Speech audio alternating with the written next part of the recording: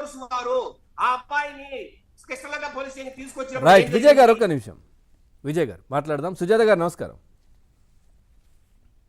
సుజాత గారు. నమస్తే అండి. సుజాత గారు రైట్. ఏం జరుగుతుంది? ఒకవైపు నాగరాజును కస్టడీ ఇవన్నీ జరుగుతున్నాయి, ఇంకోవైపు ఆయనకు మద్దతుగా కూడా ఇంకోవైపు ఇటు స్వచ్ఛందంగా ప్రజలు కావచ్చు, లేదంటే సోషల్ మీడియాలో పోస్టులు కావచ్చు, ఇట్లాంటివన్నీ జరుగుతూ ఉన్నాయి. సార్, మొదటగా మనం ఈ కేసులో తీసుకుంటే కనుక ఒక కస్టోడియల్ డెత్ అనేది 100% అది రాజ్యాంగ విరుద్ధం అండి. ప్రాథమిక హక్కులకు విరుద్ధం. రైట్ టు లైఫ్ అని అందరికీ ఉండే ప్రాథమిక హక్కుల్ని దాన్ని కాలు రాచినట్టే. దానికి ఈ ప్రభుత్వం ఏదో వంత పాడుతున్నట్టు, ప్రభుత్వం ఏదైతే సీఎం డిప్యూటీ సీఎం ఉన్నారో వీళ్ళందరూ దానికి సిఐ నాగరాజుకు సహకరిస్తున్నట్టు ఈ వైసీపీ ఒక తప్పుడు ప్రచారాన్ని డే 1 నుంచి ఒక తప్పుడు ఆరోపణని కూటమి ప్రభుత్వం మీద వేయాలని చూస్తుంది.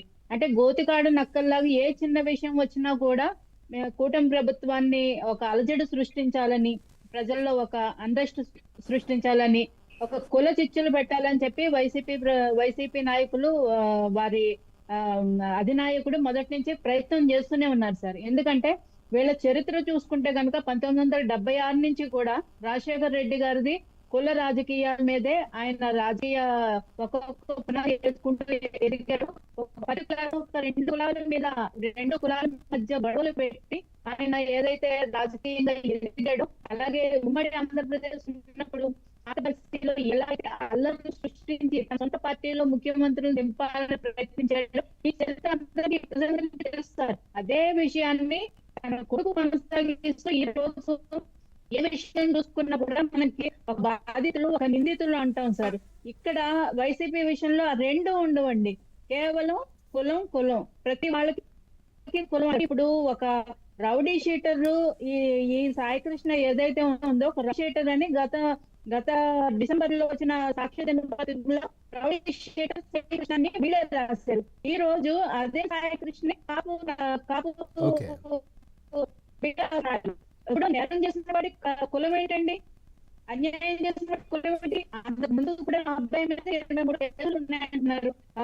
గంజాయి కేసు దగ్గర నుంచి పలు రకాల సెక్షన్ల కింద ఆయన మీద కేసులు ఉన్నాయి. నాన్ బెయిలబుల్ వారెంట్స్ ఉన్నాయి. ఆల్రెడీ ఒక వ్యక్తిని చంపి, నవీన్ రెడ్డి అనే వ్యక్తిని చంపి ఆయన ఇన్స్టాగ్రామ్ లో నేను పోస్టులు పెట్టాడు. అంటే ఎంత బరి తెగింపు! లా అండ్ ఆర్డర్ మీద ఎటువంటి భయం గాని, వ్యవస్థల పట్ల చట్టాల పట్ల ఎటువంటి భయం కూడా లేని వ్యక్తి సాయికృష్ణ. చెప్పాలంటే ఒక ఇందాక శేఖర్ గారు చెప్పినట్టు మరి అదే నవీన్ రెడ్డి విషయంలో వీళ్ళకి నాయకులకి ఎందుకంటే బాధ రాలేదు? ఒక రెడ్డి సామాజిక వర్గానికి చెందిన వ్యక్తి చనిపోయాడని అక్కడ ఎందుకు సానుభూతి చూపించలేదు? వారి ఇంటికి పరామర్శకు ఎందుకు వెళ్ళలేదు? కేవలం సాయికృష్ణ హత్య కేసులో మాత్రం ఇప్పుడు ఎందుకు మీరు కులం తీసుకొస్తున్నారు? ఇది తప్పు కదండి. ఇప్పుడు సాయికృష్ణని ప్రభుత్వం ఏమన్నా సిఐ నాగరాజు గారిని వెనకేసుకొస్తుందా? ఆయన సస్పెండ్ చేశారు, ఆయన మీద పోలీస్ దర్యాప్తు జరుగుతుంది, సిట్ వేశారు.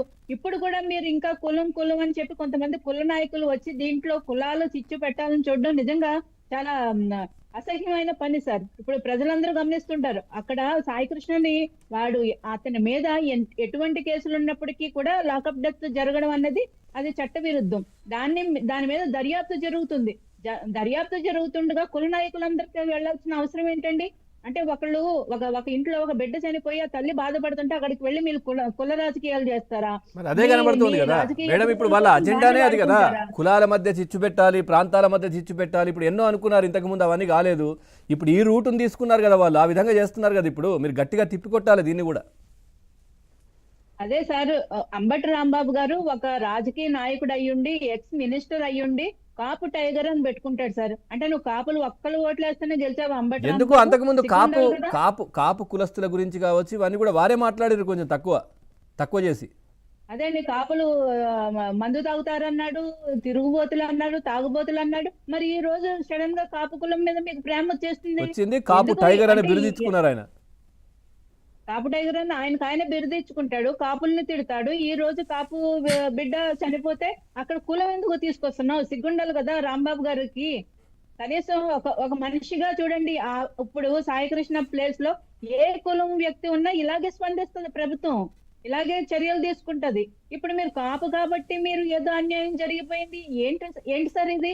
మరి అమర్నాథ్ గౌడ్ విషయంలో గౌడ కులానికి అన్యాయం జరిగిందని మీరు ఏ రోజు మాట్లాడలేదు ఎందుకు? మరి డ్రైవర్ సుబ్రహ్మణ్యం విషయంలో దళితులకు అన్యాయం జరిగిందని మీరు ఏ రోజు పరామర్శించలేదు ఎందుకు? జగన్మోహన్ రెడ్డి గారు వాళ్ళ ఇంటికి ఎందుకు వెళ్ళలేదు ఇప్పటి వరకు? మరి డాక్టర్ సుధాకర్ విషయంలో ఏ రోజన్నా పలకరించారండి? వాళ్ళ కుటుంబ సభ్యులను ఓదార్చారండి?